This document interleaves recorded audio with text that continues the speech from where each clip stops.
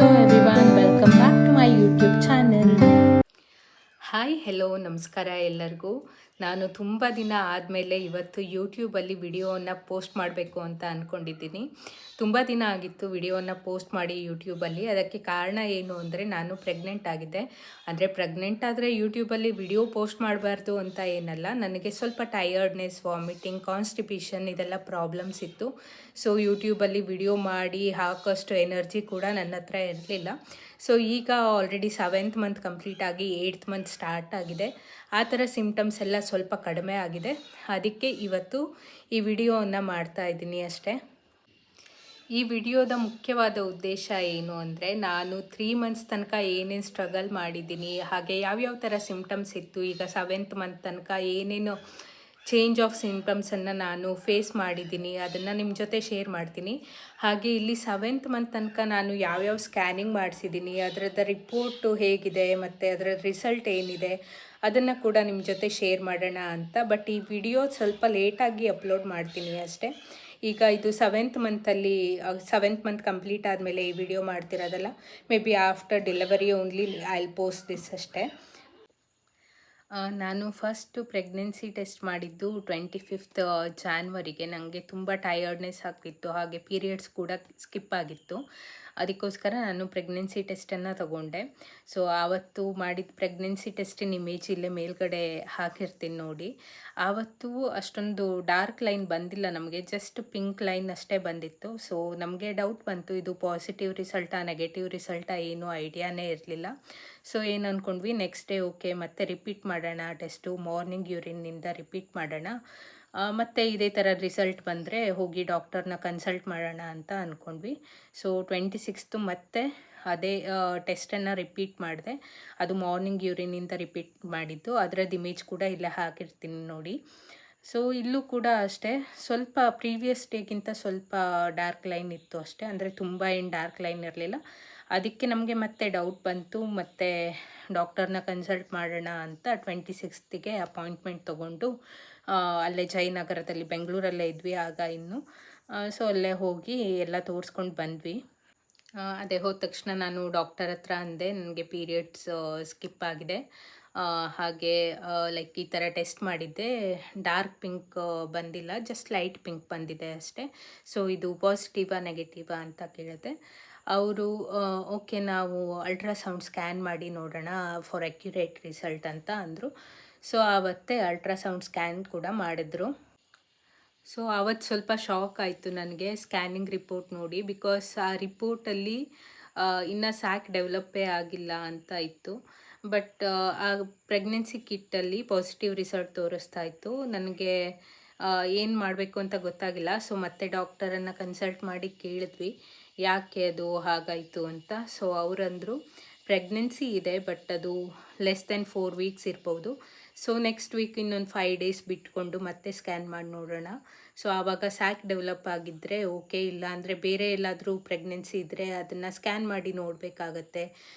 Like ಕೆಲವೊಬ್ಬರಿಗೆ ಟ್ಯೂಬಲ್ಲಿ sack develop ಆಗೋ chances ಇದೆ. ಸೊ ಅದರಿಂದನೂ ಇದು ಪಾಸಿಟಿವ್ ರಿಸಲ್ಟ್ ತೋರಿಸುತ್ತೆ ಅಂತ. ಸೊ ನನಗೆ ಫುಲ್ ಭಯ ಆಯಿತು ಆವತ್ತು. ಸೊ ಓಕೆ ಏನಾಗುತ್ತೆ ನೋಡೋಣ, ಇನ್ನೊಂದು 5 ಡೇಸ್ ಬಿಟ್ಕೊಂಡು ಮತ್ತೆ ಟೆಸ್ಟ್ ಮಾಡ್ಸೋಕ್ಕೆ ಹೋಗೋಣ ಅಂತ ಅಂದ್ಕೊಂಡ್ವಿ.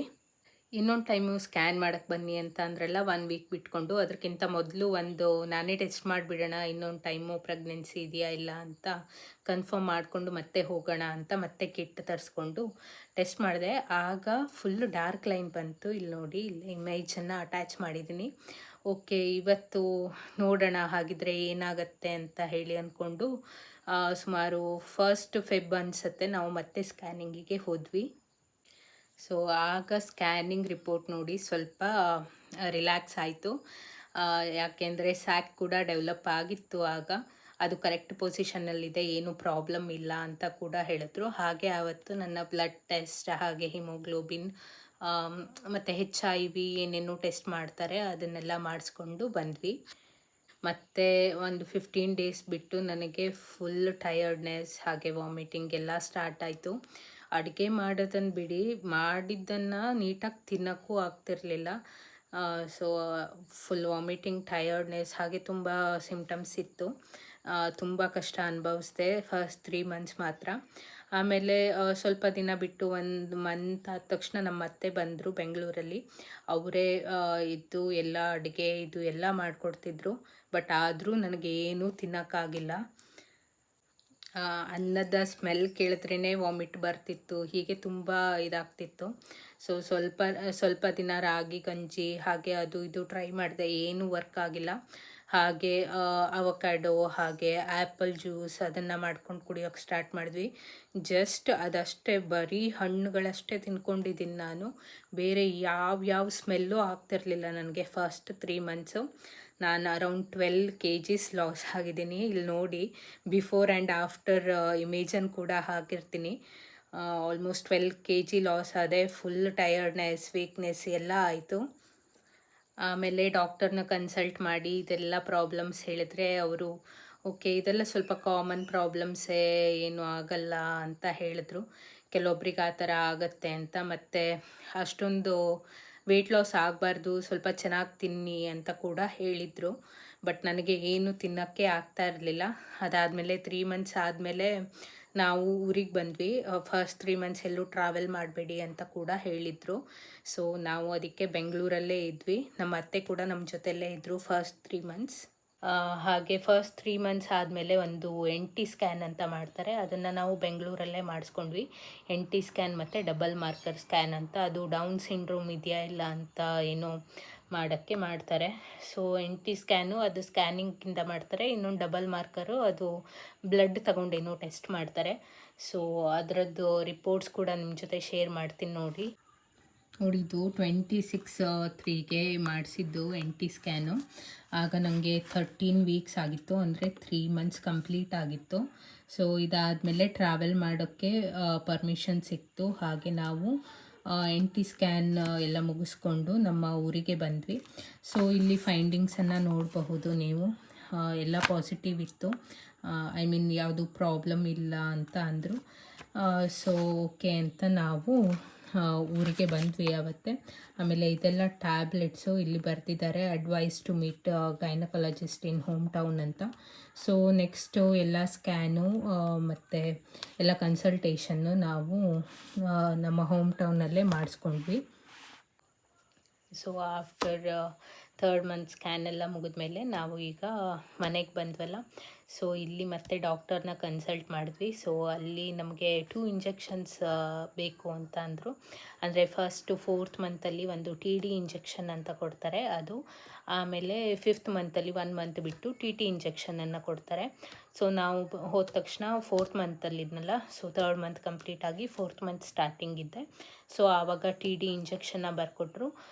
ಸೊ ಆ ಇಂಜೆಕ್ಷನನ್ನು ತಗೊಂಡು ನೆಕ್ಸ್ಟ್ ಮಂತ್ ಬನ್ನಿ ಅನಾಮಲಿ ಸ್ಕ್ಯಾನ್ ಮಾಡಿ ನೋಡೋಣ ಅಂತ ಅಂದರು. ಸೊ ಆ ಸ್ಕ್ಯಾನಿಂಗ್ ರಿಪೋರ್ಟನ್ನು ಈಗ ನಿಮ್ಮ ಜೊತೆ ಶೇರ್ ಮಾಡ್ತೀನಿ ನೋಡಿ. ಇದು ನನ್ನ ಅನಾಮಲಿ ಸ್ಕ್ಯಾನ್ ರಿಪೋರ್ಟು. ಸೊ ಇದು 10th ಮೇಯಲ್ಲಿ ನಮ್ಮ ಸಿರ್ಸಿಲ್ಲೇ ಮಾಡಿಸಿದ್ದು ಇದನ್ನು. ಸೊ ಇದರಲ್ಲಿ ನೀವು ನೋಡ್ತಿರ್ಬೋದು, ಫೀಟಲ್ ಹಾರ್ಟ್ ರೇಟು 160 BPM ಇದೆ. ಹಾಗೆ ಫೀಟಲ್ ವೆಯ್ಟ್ ಕೂಡ ಅಪ್ರೋಪ್ರಿಯೇಟ್ ಇದೆ ಅಂತ ಹೇಳಿದರು. ಬಟ್ ಪ್ಲೆಸೆಂಟ್ ಪೊಸಿಷನ್ ಮಾತ್ರ ಲೋ ಲೈಯಿಂಗ್ ಇತ್ತು. ಹಾಗೆ ಇನ್ನೊಂದು ಫೈಂಡಿಂಗ್ ಹೇಳಿದರು, ಎಕೋಜೆನಿಕ್ ಫೋಕಸ್ ಇನ್ ಲೆಫ್ಟ್ ಅಂತ. ಸೊ ಇದು ಏನು ಹೇಳಿದರು ಅವರು, ಎಕೋಜೆನಿಕ್ ಫೋಕಸ್ಸು ಇದು ಆಲ್ಮೋಸ್ಟ್ ಕಾಮನ್ ಇರುತ್ತೆ ಏಷ್ಯನ್ ಬೇಬೀಸಲ್ಲಿ. But still for confirmation we have to repeat test between 26 to 28 week ಅಂತ ಹೇಳಿದರು. ಸೊ ಅದು ಸ್ವಲ್ಪ ಹೆದರಿಕೆ ಇತ್ತು ನಮಗೆ. ಸೊ ಆಬ್ವಿಯಸ್ಲಿ ನಾವು ಗೂಗಲಲ್ಲಿ ಸರ್ಚ್ ಮಾಡ್ತೀವಲ್ಲ ಏನು ಅದು ಅಂತ ನೋಡಿದಾಗ ಅದು ಕ್ಯಾಲ್ಶಿಯಂ ಡೆಪೋಸಿಟ್ ಥರ ಇರತ್ತಂತೆ. ಅದರಿಂದ ಮತ್ತೆ ಏನು ಡೌನ್ ಸಿಂಡ್ರೋಮು ಅದು ಇದು ಏನೇನೋ ಕೊಟ್ಟಿದ್ರು. ಸೊ ಅದನ್ನೆಲ್ಲ ನೋಡಿ ಸ್ವಲ್ಪ ತಲೆ ಕೆಡಿಸ್ಕೊಂಡಿದ್ವಿ ನಾವು. ಅದೆಲ್ಲ ಆದಮೇಲೆ ಇದೆಲ್ಲ ಸ್ಕ್ಯಾನಿಂಗ್ ಕೊಟ್ಟಿದ್ದಾರೆ ಇಮೇಜಸ್ಸು. ಸೊ ಅಲ್ಲಿ ಫುಲ್ ಭಯ ಆಗಿತ್ತು ನಮಗೆ. 26th ವೀಕಲ್ಲಿ ಮತ್ತೆ ನಾವು ಸ್ಕ್ಯಾನಿಂಗನ್ನು ರಿಪೀಟ್ ಮಾಡಿಸಿದ್ವಿ. ಸೊ ಅದಕ್ಕಿಂತ ಮೊದಲು ಆವತ್ತೇ ಕೂಡ ನಾವು ಹಿಮೋಗ್ಲೋಬಿನ್ ಟೆಸ್ಟ್ ಕೂಡ ಮಾಡಿಸಿದ್ವಿ.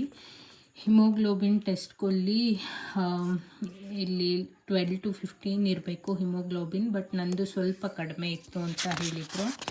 ಅದಾದಮೇಲೆ ಇದು ಯೂರಿನ್ ಟೆಸ್ಟು. ಇಲ್ಲೂ ಕೂಡ ಸ್ವಲ್ಪ ಪಸ್ ಸೆಲ್ಸ್ ಎಲ್ಲ ಇದೆ ಅಂತ ಹೇಳಿ ಏನೋ ಟ್ಯಾಬ್ಲೆಟ್ಸನ್ನು ಕೊಟ್ಟಿದ್ದರು. ಸೊ ಈಗ ನಾರ್ಮಲಿ ಸ್ಕ್ಯಾನ್ ಮುಗಿಸ್ಕೊಂಡು ನಾವು ಡಾಕ್ಟರ್ನ ಕನ್ಸಲ್ಟ್ ಮಾಡಿದ್ವಿ. ಡಾಕ್ಟರ್ ಕೂಡ ಹಾಗೆ ಅಂದರು, ಅಂದರೆ ನಾವು ರೆಗ್ಯುಲರ್ ಆಗಿ ಹೋಗ್ತೀವಲ್ಲ, ಇಲ್ಲಿ ಸ್ಕ್ಯಾನಿಂಗ್ ಸೆಂಟರ್ ಬೇರೆ, ಹಾಗೆ ಡಾಕ್ಟರ್ ಕನ್ಸಲ್ಟೇಷನ್ ಬೇರೆ ಇತ್ತು. ಸೊ ಡಾಕ್ಟರ್ ಹತ್ರ ಹೋಗಿ ಕೇಳಿದಾಗ ಅವರು ಕೂಡ ಹಾಗೆ ಅಂದರು, 3rd ಮಂತಲ್ಲಿ ನಿಮಗೆ ಅದೇ ಥರ ಫೈಂಡಿಂಗ್ಸ್ ಬಂದಿತ್ತಾ ಅಂತ ಕೇಳಿದ್ರು.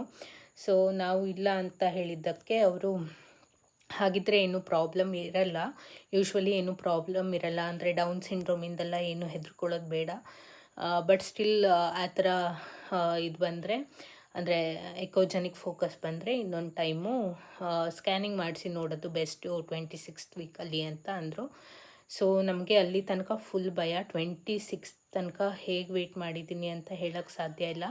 ಸೊ 26th ವೀಕ್ ಆಗ್ತಾ ಇದ್ದಂಗೆ ನಾವು ಮತ್ತೆ ಸ್ಕ್ಯಾನಿಂಗ್ ಮಾಡ್ಸೋಕ್ಕೆ ಹೋಗಿದ್ವಿ. ಅದರ ರಿಪೋರ್ಟ್ ಕೂಡ ನಿಮಗೆ ಈಗ ಶೇರ್ ಮಾಡ್ತೀನಿ. ಇದು ನೋಡಿ, ಆಮೇಲೆ ಆಫ್ಟರ್ 26th ವೀಕ್ ನಾವು ಮತ್ತೆ ಸ್ಕ್ಯಾನಿಂಗ್ಗೆ ಹೋಗಿದ್ವಿ. ಅದರ ರಿಪೋರ್ಟ್ ಇದು.